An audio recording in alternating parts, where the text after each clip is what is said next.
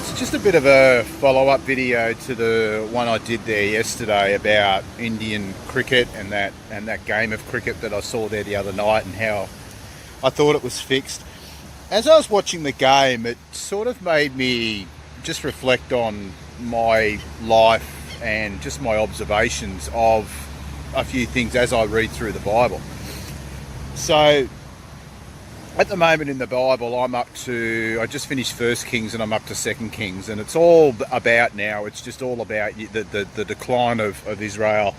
They're just descending into Baal worship. They're rejecting God, and they're idolizing earthly gods, earthly idols, things of the flesh. And I just thought, so in cricket, India is the epicenter of cricket in the world. So everything revolves around Indian cricket. All the money's in Indian cricket. They've got that Indian Premier League now where it just makes millions and millions of dollars for the players playing in this two-bit competition that just has no relevance to world cricket, but it's just a money spin. Now, something that I've really noticed with the Indian cricket side over the years is they always seem to have, they elevate their players. They elevate their players as human gods. Quite often you'll hear people when they describe Indian cricket's so massive, it's so huge. Indian cricket's so huge, they worship their players, they treat them as gods, they treat them as rock stars, human, fleshly, earthly idols. So it made me think about their religion. So I had a bit of a look at Indian religion this morning, and this is by no means hate speech against Indians or their religion. The fact I have to say that is just further indication that social progression and the beast system is well and truly upon us, and those of us who follow God are not allowed to have an opinion and not allowed to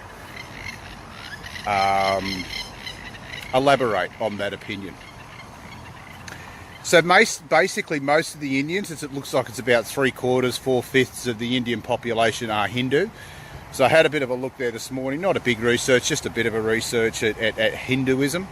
And it appears that they believe in a superior being, but different gods do different things. So the god of wind and the god of sun and all that sort of thing. And you look at their icons, it's obviously sun worship.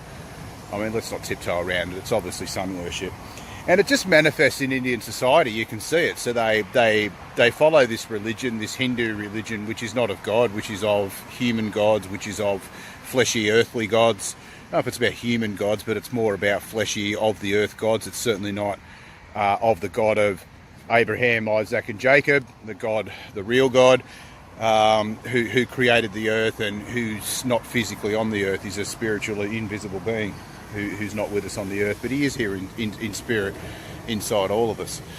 So it made me wonder as well about other religions. So I had a bit of a look at, so the big religions, I suppose, that rival Christianity apart from Freemasonry at the moment are Hindu and Muslims, what's it called, Islam.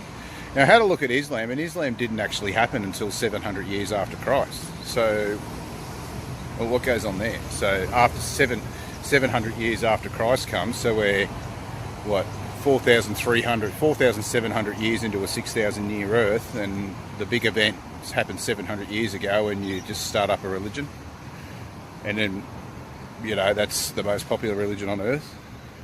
Okay.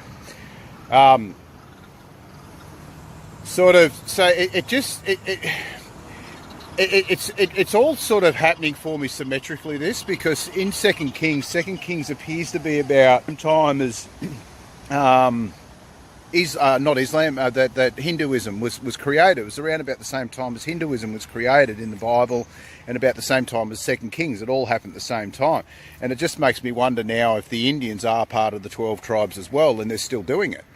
Because what's becoming apparent in Kings is that this is it for Israel, because we're coming to the end now in the Bible. I'm coming to the end of the historical books. I'm pretty sure that finishes with what's it called? The two books after Kings. I get Colossians and Corinthians and Chronicles. That's it. The Chronicles, the two books of Chronicles. I'm pretty sure that's where the historical events end, and then we're into the prophecy. So it looks as though to me with the Bible that the 12 tribes go into bondage, into Babylon, and they just never come out. That's my understanding. And is that how it manifests today in India? So India today is still worshipping false gods. The people of the Middle East, in Islam, they're still following false gods, this Allah thing. Is that's what's happening? It's because the further I go in the Bible and the further I grow within the Bible, the more I'm starting to realise that these stories they're physical, they're literal, they actually have. They're also a parable.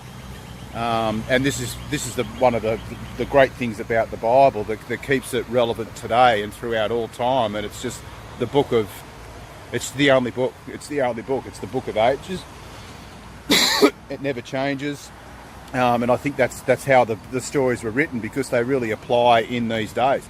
I have a look at all these stories now in these Old Testament books, and they really seem to apply for today.